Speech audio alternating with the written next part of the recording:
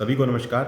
मैं हूं doctor Manoj Kumar Batra, associate professor, department of chemistry, government college SPC, government college Ajmer. BSc first year inorganic chemistry के अंदर हम लोगों ने जिस टॉपिक के बारे में बात कर रहे हैं वो है द ब्रॉगली मैटर वेव्स, यानी द ब्रॉगली की द्रव्य तरंगे।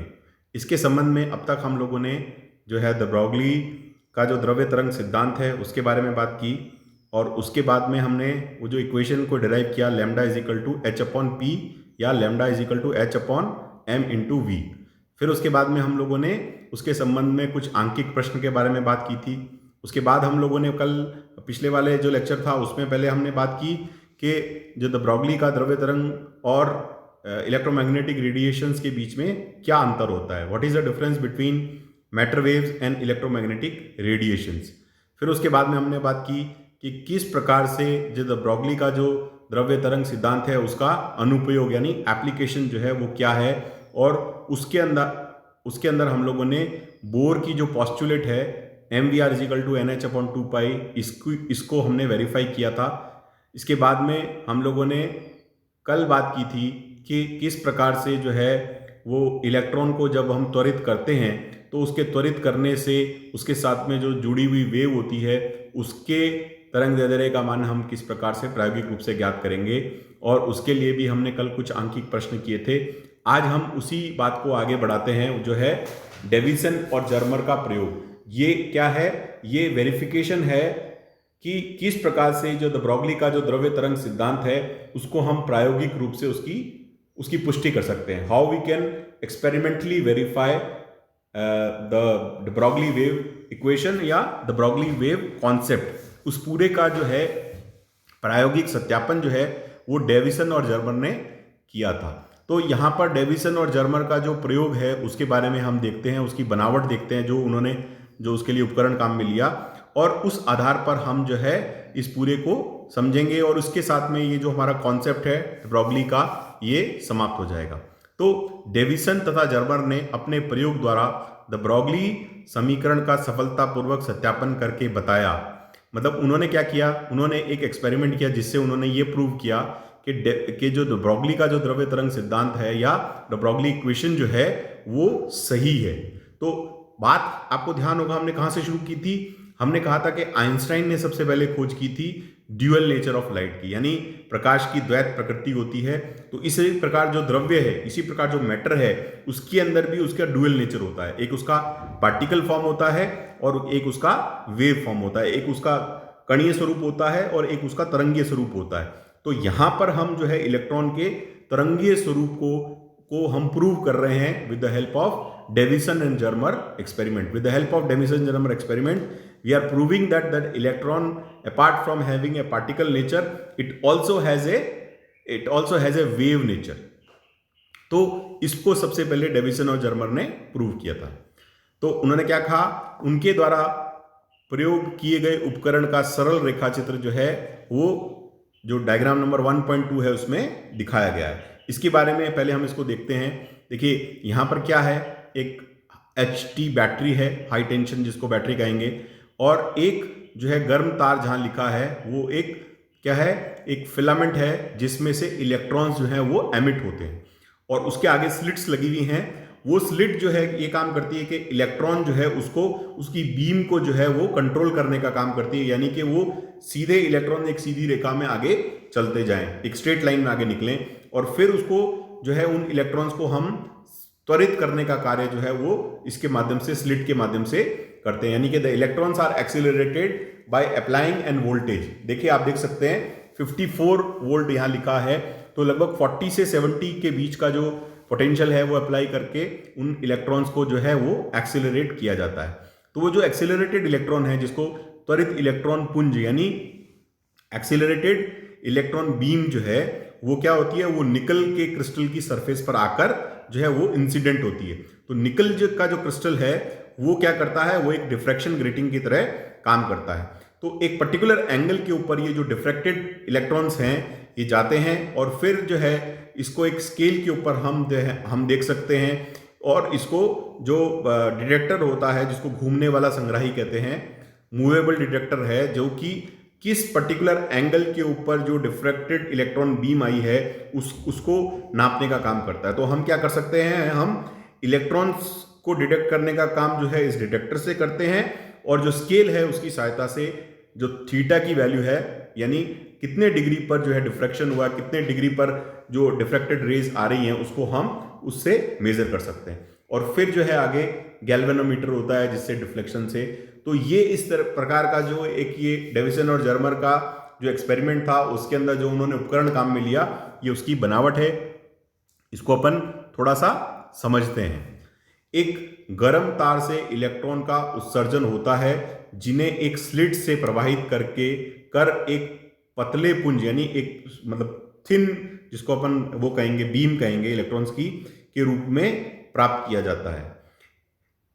इस इलेक्ट्रॉन बीम को 40 से 68, जैसे मैंने आपको बताया 40 से 70 वोल्ट्स के बीच में हम क्या करते हैं, तक की आवेशित पत्तियों द्वारा त्वरित करके एक निकल क्रिस्टल पर भेजा जाता है। जो क्रिस्टल है जो है सॉलिड मैटर जो हमने लिया है, वो क्रिस्टल किसका है, निकल का है, निकल ग्रेटिंग है उसके अंदर। तो त्वरित इलेक्ट्रॉन से संबद्ध तरंगों का तरंग दैर्ध्य एक्स किरणों के परिसर यानी एक्स रेडिएशंस की रेंज का होता है ना। अतः निकल क्रिस्टल में से ये किरणें थीटा डिग्री पर विवर्तित हो जाती हैं, यानी कि जो निकल क्रिस्टल है उस पर उससे ये डिफ्रैक्ट होती हैं थीटा डिग्री, जिसको हमने एक माना है, एक असम्पशन है कि थीटा डिग्री पर होती है। विवर्तित इलेक्ट्रॉन की दिशा को इलेक्ट्रॉन डिटेक्टर की सहायता से ज्ञात कर लेते हैं। तो जो हमारे डिफ्रैक्टेड इलेक्ट्रॉन्स हैं उसका जो डायरेक्शन है वो हम एक डिटेक्टर जो हमने लगाया हुआ है उससे हम उसको मेजर कर लेते हैं, और उस स्थिति को गोलीय स्केल पर पढ़ लेते हैं, जो कि हमारा एक सर्कुलर जो स्केल है उसके ऊपर हम उसका एंगल जो है पर्टिकुलरली वो उसको पता कर लेते हैं।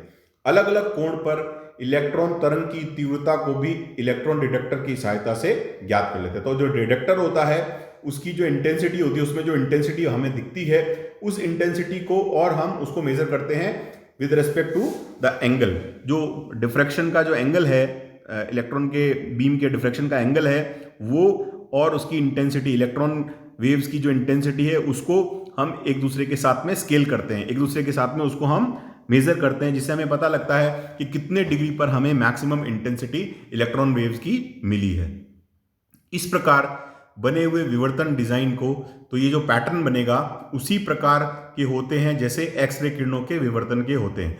तो ये जो डिफ्रैक्शन पैटर्न जो है जिसकी हम बात कर रहे थे, तो डिफ्रैक्शन पैटर्न जो हमें मिलता है वो इलेक्ट्रॉन बीम का जो डिफ्रैक्शन पैटर्न है वो एक्सरेज का डिफ्रैक्शन पैटर्न है, वो उन दोनों को हम मैच करके देख सकते हैं। दोनों के पैटर्न में बिल्कुल सिमिलैरिटी, यानी दोनों बिल्कुल समान होते हैं। इसको हम जैसे इस चित्र 1.3 में देख सकते हैं। तो देखिए जो ए है ये इलेक्ट्रॉन पुंज विवर्तन डिजाइन है, यानी कि इलेक्ट्रॉन बीम का जो है डिफ्रैक्शन जो है डिफ्रैक्टेड इलेक्ट्रॉन बीम है उसका डिजाइन है।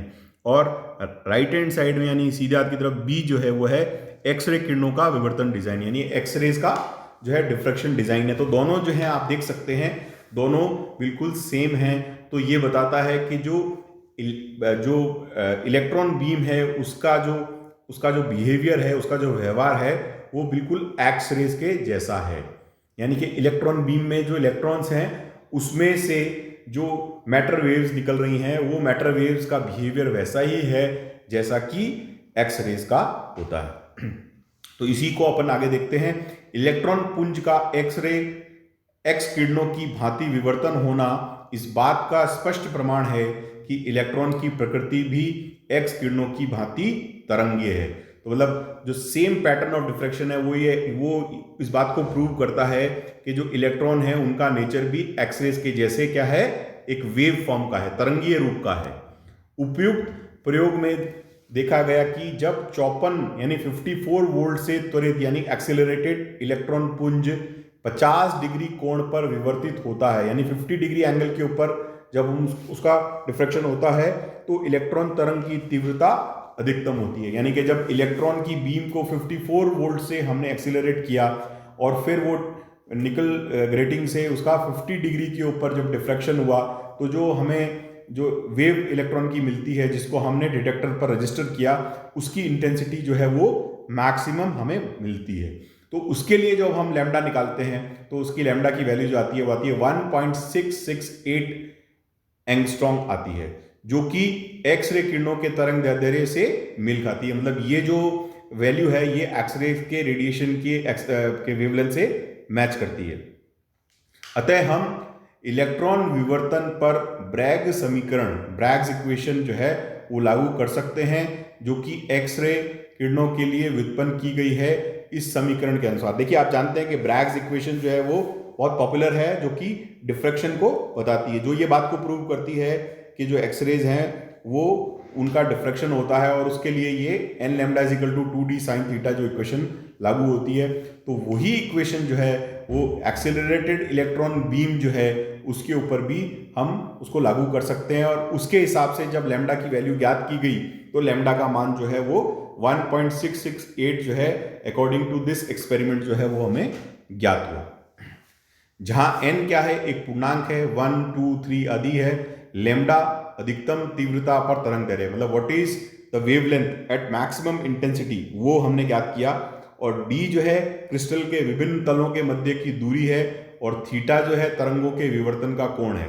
तो देखिए इस फॉर्मूला में n lambda is equal to 2d sine theta में यदि हमें लैम्डा निकालना है तो हमें n की वैल्यू मालूम होनी चाहिए, d वैल्यू मालूम होनी चाहिए और थीटा मालूम होना चाहिए। d जो है वो जो हमने डिफ्रैक्शन ग्रेटिंग काम में लिया निकल का, उसकी जो डिफरेंट लेयर्स हैं उनके बीच का डिस्टेंस है, उनके बीच का की दूरी है। थीटा क्या है, जो डिफ्रैक्टेड रेडिएशंस हैं उस थीटा जो है वो डिफ्रैक्टेड रेडिएशंस का एंगल है, डिफ्रैक्शन का एंगल है। और n जो है वो कौन सा ऑर्डर है उसकी हम बात करते हैं, तो इसके हिसाब से हमने लैम्डा की मान जो है वो ज्ञात कर सकते हैं। इससे इलेक्ट्रॉन तरंग की तरंग दैर्ध्य का मान ज्ञात किया जा सकता है। डेविसन तथा जर्मर ने इसका मान 1.65 एंगस्ट्रॉम ज्ञात किया, जो